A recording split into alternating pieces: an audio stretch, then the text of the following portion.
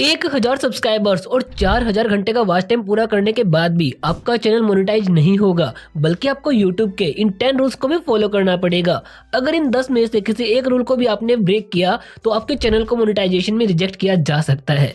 साथ ही लास्ट के 2 रूल तो ऐसे हैं जो कि भी लेटेस्ट ऐड हुए हैं, लेकिन अगर आपने उनको फॉलो नहीं किया तो आपका चैनल मोनेटाइज तो होगा ही नहीं, लेकिन साथ ही साथ डिलीट भी किया जा सकता है। So don't miss the end. Now let's begin. Rule number 1, community guideline violation. अगर मोनेटाइजेशन से पहले आप अपने यूट्यूब चैनल पर कोई ऐसी वीडियो डाल देते हो जो कम्युनिटी गाइडलाइंस के खिलाफ हो और उस पर कोई स्ट्राइक नहीं आती है तो हो सकता है कि आप बच जाओ, लेकिन अगर मोनेटाइजेशन प्रोसेस से पहले आपके चैनल पर कोई भी कम्युनिटी गाइडलाइन का स्ट्राइक आ जाता है तो आपके चैनल को मोनेटाइज नहीं किया जाएगा, क्योंकि एक्टिव स्ट्राइक के साथ में यूट्यूब किसी भी यूट्यूब चैनल को मोनेटाइज नहीं करता है। हाँ, अगर गलती से आपके चैनल पर मोनेटाइजेशन से पहले स्ट्राइक आ जाती है तो आप 90 डेज का वेट कर सकते हो, क्योंकि 90 डेज के बाद स्ट्राइक अपने आप रिमूव हो जाती है और उसके बाद आपका चैनल इजीली मोनेटाइज हो जाएगा। Rule number 2, corporate policies. बहुत से लोग इस रूल को सीरियसली नहीं लेते, लेकिन एक बार मैं आपको इसके पीछे की सच्चाई समझाता हूँ।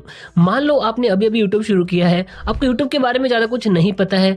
यूट्यूब सीखने के लिए आप यूट्यूब पर ही सर्च करते हो यूट्यूब टिप्स एंड ट्रिक्स, और आपके सामने कोई ऐसा वीडियो आ जाता है जिसमें लिखा होता है कॉपी पेस्ट करो और यूट्यूब से कमाओ। आप वो वीडियो देखते हो, फिर इंटरनेट से फोटो और वीडियो उठाते हो और एक चैनल बना लेते हो। लगातार 7 से 8 महीने मेहनत करने के बाद आपके 1000 सब्सक्राइबर और 4000 घंटे का वॉच टाइम पूरा हो जाता है, लेकिन जब आप उसे मोनेटाइजेशन के लिए भेजोगे तो वो रिजेक्ट कर दिया जाएगा, क्योंकि आपका कंटेंट रीयूज कंटेंट माना जाएगा। केवल एक मेल आपके महीनों की मेहनत को बर्बाद कर देगा। ये सब होता है जल्दी और लापरवाही की वजह से, क्योंकि यूट्यूब पे जेन्युइन कंटेंट बहुत ही कम लोग बनाते हैं और कुछ लोग बस पैसा कमाने के लिए वीडियोस बनाते हैं। इसीलिए भी ऑथेंटिक और ट्रस्टेड कंटेंट क्रिएटर्स की वीडियोस को ही फॉलो कीजिए। Rule number 3, unrealistic content. जब से एआई आया है ना, तब से यूट्यूब पर एआई कंटेंट जनरेशन की बाढ़ आ चुकी है। सब लोग एआई कंटेंट बना के पैसे कमाने में लगे हुए हैं, लेकिन क्या कभी आपने सोचा है कि क्या सबके सब यूट्यूब से पैसा कमा पा रहे होंगे? वेल, सच्चाई ये है कि सिर्फ 50% लोग ही यूट्यूब से पैसा कमा पाते हैं और बाकी 50% चैनल्स को भी मोनेटाइज नहीं हो पाते, क्योंकि उन्हें नहीं पता होता कि टीटीएस चैनल्स को यूट्यूब मोनेटाइज नहीं करता।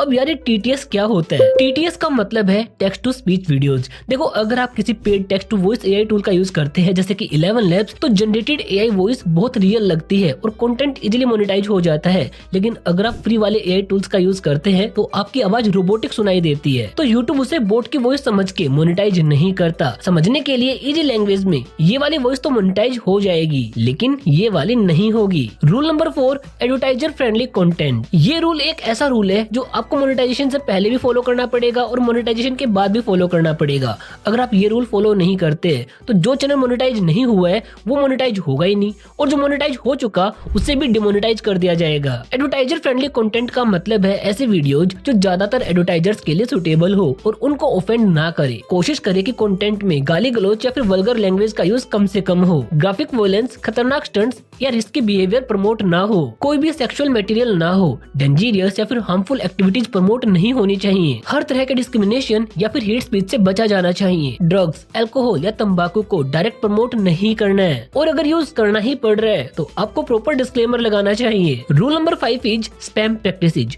कुछ लोग अपनी वीडियोस को जल्दी वायरल करने के लिए, यूट्यूब एल्गोरिथम को पागल बनाने के लिए अपनी वीडियोस के डिस्क्रिप्शन में बहुत सारे टेक्स्ट लगा देते हैं, जिन्हें बोलते हैं कीवर्ड स्टफिंग। उन्हें लगता है कि ऐसा करने से वीडियो जल्दी वायरल हो जाती है, लेकिन उन्हें नहीं पता कि यूट्यूब इस चीज को गलत मानता है और इसे स्पैम कैटेगरी में डाल देता है। अगर आप वीडियो किसी टॉपिक पर बनाते हो लेकिन व्यूज बढ़ाने के लिए आपके टाइटल और थंबनेल्स को फेक बना देते हो, तो यूट्यूब रिव्यू करते टाइम पर इसको पकड़ लेता है और उसे भी स्पैम माना जाता है। या फिर अगर आप एक न्यूज का चैनल चलाते हो और उस पर आप फेक न्यूज प्रमोट करते हो तो वो भी स्पैम के अंडर ही काउंट होता है। फिर चाहे आप जितनी भी कोशिश कर लो, आपके चैनल को मोनेटाइज नहीं किया जाएगा।